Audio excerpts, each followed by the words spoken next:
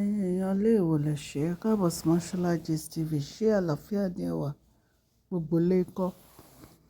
Yeah, ọ̀rọ̀ tí a gbọ́ lórí social media la wá torchlight sí lórí ọ̀rọ̀ Eniola Ajao lórí ticket èyí tó jẹ́ pé wọ́n ní àwọn èèyàn ra tíkẹ́ẹ̀tì movie èyí tó ṣe premiere ẹ̀ tó jẹ́ pé ní ọjọ́ premiere wọ́n fún Bobrisky ní 1 million wípé òun ni ó jáde gẹ́gẹ́ bí obìnrin tí ó múra dáadáa jù tí àwọn ènìyàn tó dẹ̀ ń bínú ní gbogbo àgbáyé sí Eniola wípé báwo ni wọ́n ṣe máa gbé irú ìgbésẹ̀ yìí láti fún ọkùnrin ní award tó yẹ kí obìnrin gbà. Ẹ̀yin èèyàn lé, ẹ jẹ́ ká jọ, ẹ jẹ́ kí a dáríjì Eniola o.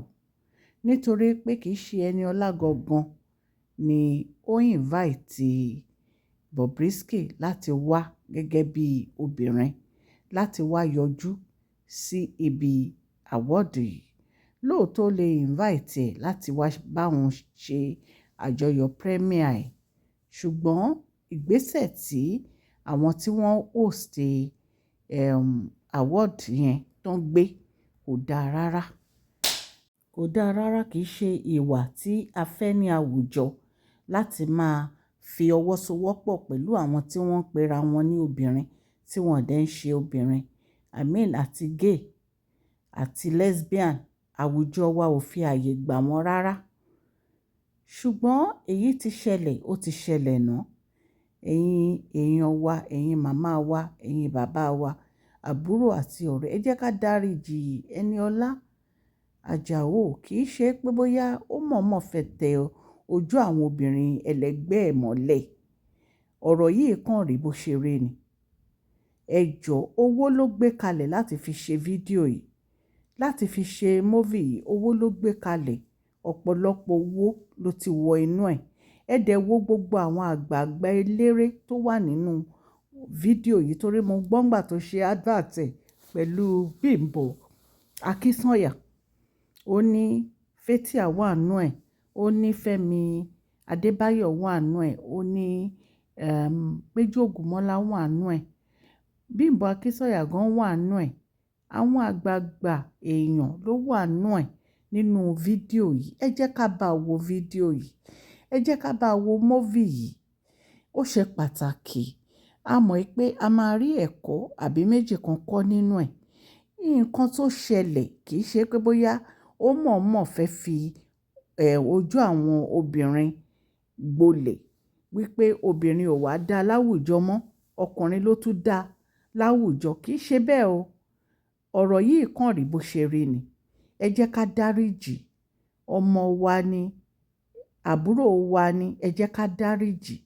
Ọlọ́run Elédùmarè á bá a ta ọjà yìí nítorí pé èmi máa ń like kí èèyàn ní ọpọlọ. Eniola Ajao ní ọpọlọ. Ọpọlọ tó gbé kalẹ̀ láti fi ṣe fídíò yìí, láti fi ṣe movie yìí, tó gbé kalẹ̀ láti fi ṣe kì í ṣe ọpọlọ kékeré rárá. In fact gan mo gbọ́ pé Ibrahim Chatta gan wà nínú movie yìí. Àwọn èèyàn wọ́n tiẹ̀ tún ní àwọn èèyàn jàǹkànjàǹkàn ló wà nínú ẹ̀. Ọlọ́run Elédùmarè á ran gbogbo wa lọ́wọ́. Ẹ jẹ́ ká support Eniola Ajao lórí movie tó ṣe yìí nítorí wípé iṣẹ́ ọpọlọ ni, iṣẹ́ tó dáa ló ṣe. Kò wá ní dá kó jẹ́ pé èèyàn tí ò jẹ́ nǹkan kan òun ló wá máa ba movie ẹ̀ jẹ́. Kò ní dá rárá torí èmi ò support irú àwọn ìwà rádaràda báyẹn láwùjọ. Ìwà tí ò ṣe é gbọ́, ìwà tí ò tiẹ̀ pọ́nyàn lè. Òun ni kí ọkùnrin kó gbé okó sídìí, kó wá máa ṣe bí obìnrin láwùjọ, kó máa múra bí obìnrin láwùjọ, kó máa ṣe bí ìgbà tó yẹ pé àwọn obìnrin wọn ò mọ ara mú, òun ló ń mọ ara mú. Kí dẹ̀ ló fi ń gbéra? Makeup ni. Tí Bobrisky bá lè jáde kó má makeup rárá, kó má ṣe èékánná, kó má ṣe eyelashes, kó má kun powder, kó má fi any makeup sójú, kó wá múra bí obìnrin kó jẹ́ ká wo bó ṣe rí. ṣùgbọ́n ẹ jẹ́ ká fi ọ̀rọ̀ yìí ẹ jẹ́ ká fi kọ́gbọ́n ẹ̀yin èèyàn wa. Fẹ́mi Adébáyọ̀, lóòótọ́ àwọn èèyàn ti jáde fún ẹ ṣùgbọ́n ìwà tó wù kò dáa rárá. Àwọn obìnrin ẹgbẹ́ tẹ́jọ́ ń ṣe móvì ó yẹ ká ẹ ṣe ara yín lọ́kàn ni. Kò yẹ kó wá jẹ́ pé èèyàn tí ò jẹ́ nǹkan kan ló wá máa dàárín yín rú. Mo sọ ni, kò yẹ kó jẹ́ bẹ́ẹ̀. Kí ló dé? O wá rí obìnrin kankan, gbogbo àwọn tó fine tó yẹn Abraham wà ńbẹ̀, àwọn beautiful people wà ńbẹ̀, ò rí kankan mú. Ó wá lọ jẹ́ Bobrisky ló wá mú. Yóò bójú mu rárá. Ṣùgbọ́n nǹkan tó ṣẹlẹ̀ ti ṣẹlẹ̀.